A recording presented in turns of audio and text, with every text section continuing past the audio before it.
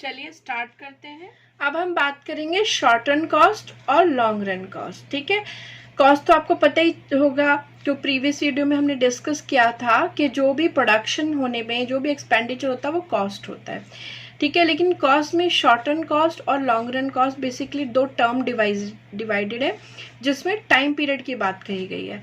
ऐसा time period जब producer के पास इतनी अपॉर्चुनिटी नहीं है कि वो मशीनरी बढ़ा सके या वो क्या इंफ्रास्ट्रक्चर को बढ़ा सके या कैपिटल का बड़े लेवल पे अरेंजमेंट कर सके, वो सिर्फ रॉ मटेरियल और लेबर्स या फिर रनिंग कॉस्ट को बढ़ा के किसी तरह से आउटपुट को इंक्रीज कर सकते हैं, तो ये शॉर्ट रन कॉस्ट होती है। ठीक है, और लॉन्ग रन में क्या होता है, पूरा इंफ्रास्ट्रक्चर काफी लंबा टाइम पीरियड होता है एक प्रोड्यूसर के पास, तो वो डिफरेंट टाइप के अरेंजमेंट जैसे लोन वगैरह भी ले सकते हैं, अपनी जो सेविंग्स है उनका इस्तेमाल करके मशीनरी बदल सकते हैं, दूसरा प्लांट लगा सकते हैं, और यानी कि पूरा स्केल ही बदल सकते हैं प्रोडक्शन का।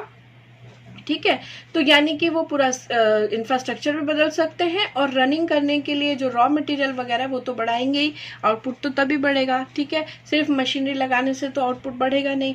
तो जब सब कुछ बदला जा सकता है, इतना बड़ा टाइम पीरियड है, तो वो है लॉन्ग रन, और उसमें जो कॉस्ट आएगी वो होगी लॉन्ग रन कॉस्ट।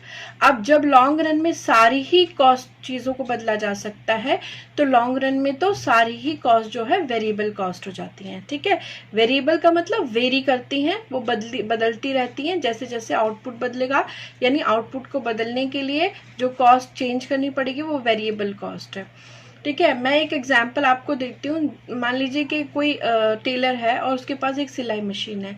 ठीक है, अब इस जो सिंग मशीन है, इसमें क्या होता है कि वो एक लेबर लगा के भाई 6-7 घंटे काम करवा सकते हैं, फिर वो उस पर दूसरी शिफ्ट में दूसरा लेबर भी लगवा सकते हैं।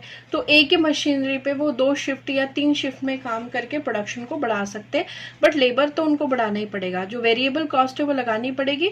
एक बेसिक कॉस्ट जो मशीनरी है वो चाहे वन टाइम ही है, लेकिन एक टाइम पीरियड अब 3 शिफ्ट लगा दी, इससे ज्यादा तो वो बढ़ा नहीं सकते, शॉर्ट पीरियड में इससे ज्यादा नहीं हो सकता। ठीक है, अगर वो चौथा भी लेबर लगाएंगे तो सिर्फ लेबर को ही देना पड़ेगा, प्रोडक्ट उससे नहीं बनेगा, क्योंकि मशीनरी में उतना एडजस्टमेंट हो ही नहीं सकता। ठीक है, तो अगर वो एक की जगह 2 मशीनें लगा लें और 3 लगा लें, तो फिर लेबर को और बढ़ा सकते हैं और प्रोडक्शन को बड़े लेवल पे बढ़ा सकते हैं। तो वो लॉन्ग रन में जब दोनों चीजें बदल सकती हैं तो वो लॉन्ग रन है, और जब हम सिर्फ एक चीज को चेंज करके आउटपुट को बढ़ाना चाहते हैं वो शॉर्ट टर्म है। ठीक है, अब हम शॉर्ट टर्म कॉस्ट को पढ़ेंगे, जिसमें 3 तरह के हम देखेंगे। इसमें है टोटल कॉस्ट, ठीक है, एवरेज कॉस्ट और मार्जिनल कॉस्ट। टोटल कॉस्ट जो होती है, कुल मिलाकर जो कॉस्ट आती है, ठीक है, दैट इज कि आप जो फिक्स आपने पूरा स्टैब्लिश किया है मशीनरी प्लांट वगैरह, that's one time expenditure fix cost.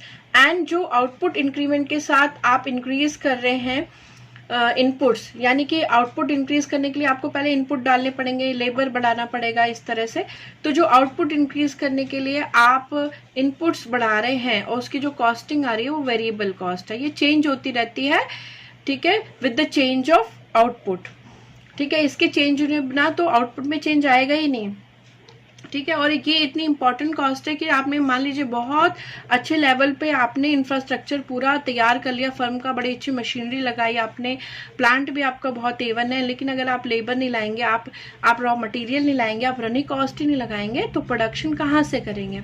ठीक है, एक बार को आप वन टाइम इसे करके इसको बढ़ा के प्रोडक्शन कर सकते, लेकिन अगर आपने इसे फिक्स कॉस्ट खर्ची है और वेरिएबल कॉस्ट नहीं खर्च रहे तो प्रोडक्शन बिल्कुल भी नहीं बढ़ेगा, ये आप ध्यान रखिएगा। ठीक है, इसके बाद है एवरेज कॉस्ट। एवरेज का आपको पता ही है कि एवरेज होता है, तो जो वेरिएबल कॉस्ट है ये वाली कॉस्ट को जितना भी आउटपुट यूनिट प्रोड्यूस हुआ है उससे डिवाइड करेंगे तो आपका एवरेज वेरिएबल कॉस्ट आएगा, और अगर फिक्स कॉस्ट को आप आउटपुट जितना भी प्रोड्यूस हुआ उससे डिवाइड करेंगे तो एवरेज फिक्स कॉस्ट आएगा। जैसे किसी भी चीज को एवरेज निकालने के लिए रूल होता ही है, कि क्या रूल होता है, वैसे 11th क्लास में आपको पता ही होगा, लेकिन फिर भी मैं एक बार बताती हूँ कि किसी भी चीज का एवरेज निकालना है तो आप उस टोटलिटी को डिवाइड करें, ठीक है, नंबर ऑफ ऑब्जर्वेशन से, जितनी चीजें प्रोड्यूस हुई हैं या जितने भी उसके ऑब्जर्वेशन है, जितनी बार वो चीजें हैं, ठीक है, तो उससे डिवाइड करने से एवरेज आता है। अब मार्जिनल कॉस्ट क्या होती है, जब आप एक एक यूनिट बढ़ाने के लिए जो जो आप इनपुट्स लगा रहे हो, ठीक है, तो पर यूनिट के हिसाब से आउटपुट बढ़ाने के लिए जो एक्स्ट्रा यूनिट लगा रहे हो इनपुट्स की, वो होगी मार्जिनल कॉस्ट, ठीक है। यानी पर यूनिट के हिसाब से देखा जाएगा कि अगर आपको भाई आपने 80 प्रोडक्शन किया, अगर आपको 81 पे जाना है, तो जो आप एक्स्ट्रा लगा रहे हो कॉस्ट उस पर यूनिट को प्रोड्यूस करने के लिए, डेट इज मार्जिनल कॉस्ट। और ये भी बहुत इंपॉर्टेंट कॉस्ट है, क्योंकि इसी के हिसाब से टोटल कॉस्ट बनेगी, इसी के हिसाब से टोटल कॉस्ट पे एवरेज कॉस्ट डिपेंड करती है।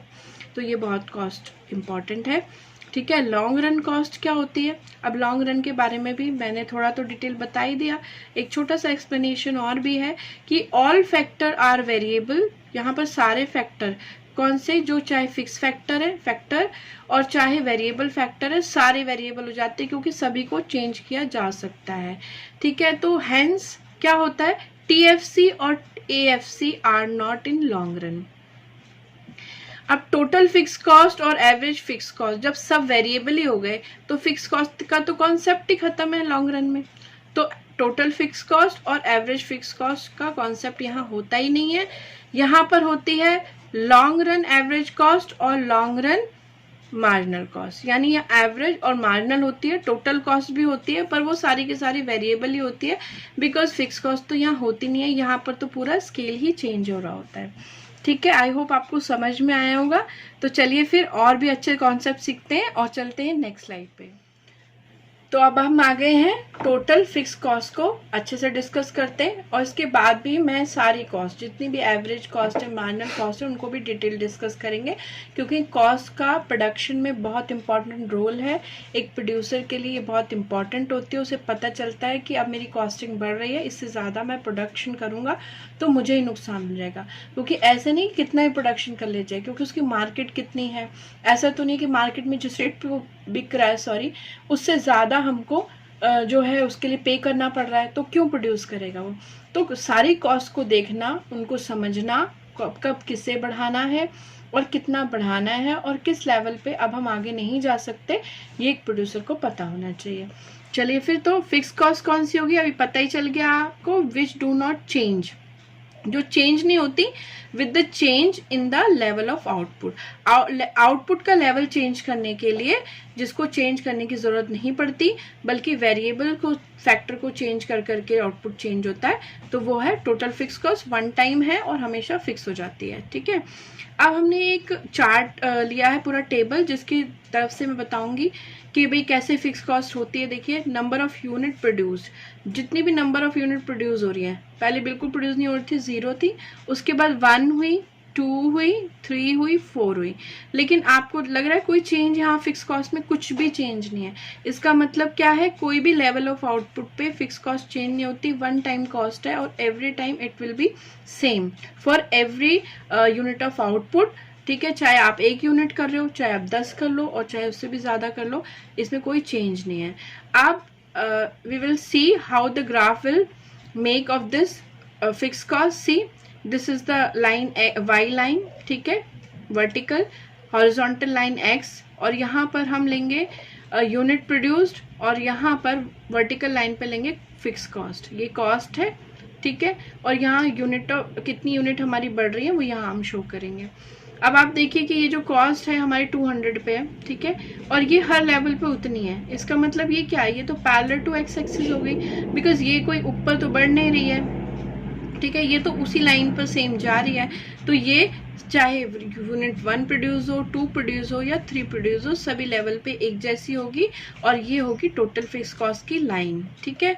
इसको हम फिक्स कॉस्ट बोलें, टोटल फिक्स कॉस्ट बोलें, दोनों बात एक ही है, ठीक है। क्योंकि क्या होता है, कोई चेंज तो होता नहीं है इसमें, ठीक है, एवरेज निकालने लग जाते हैं तब चेंज आता है।